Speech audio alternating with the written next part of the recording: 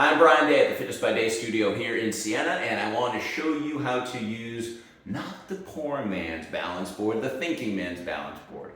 A lot of expensive balance boards they're great, but they have a limitation. A lot of them are only good for, say, 250, maybe 300 pound people.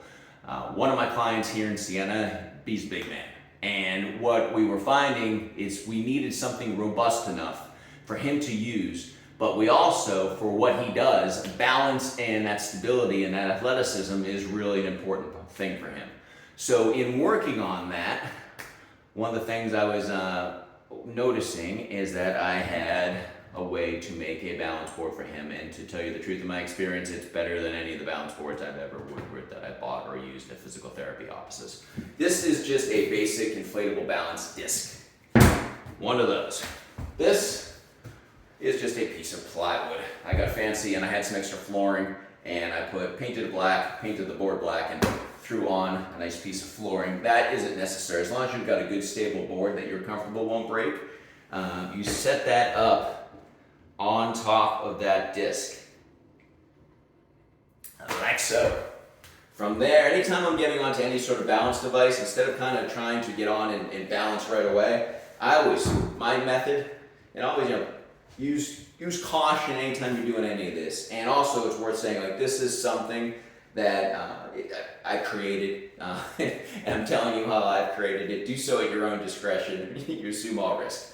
You're stepping on one side, then you move to the other side here. Now, what's really neat about this balance board here, even though you're going to lose my head in this frame, at least you're keeping my feet. See, I'm struggling with this thing a bit today. On the disc, it's not just balancing one way or another way. It can tilt any direction here, 360 degrees. I'm having to stabilize my pelvis, my knees, my hips. I can start wider or more narrow depending upon what my sport is, depending upon how I expect to be able to use this. If I were a surfer or a skateboarder, I could set myself up in the foot position, or windsurf or whatever, the foot position that I need to perform in, and still be able to train in exactly that way.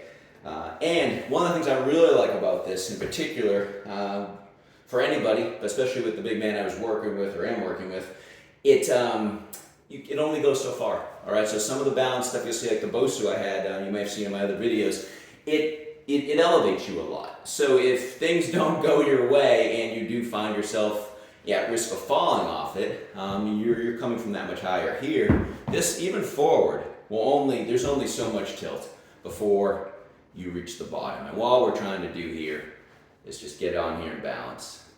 Now, if you're trying this at home and you're new to this, you can start just by going up and just trying to balance and see how long you can hold. You can also practice just transitioning from one position to another slowly, recognizing that you haven't yet developed the balance skill that you need to hold it there, but you're just gonna say, hey, how slowly can I move from left to right, from one corner to another corner, back to another corner, and still keep my body's center mass such that I remain fully upright. So it's cheap, inexpensive, but fun, safe way to work balance. Anytime I can be of service to you, please feel free to reach out to me at fitnessbyday.com. Thank you very much.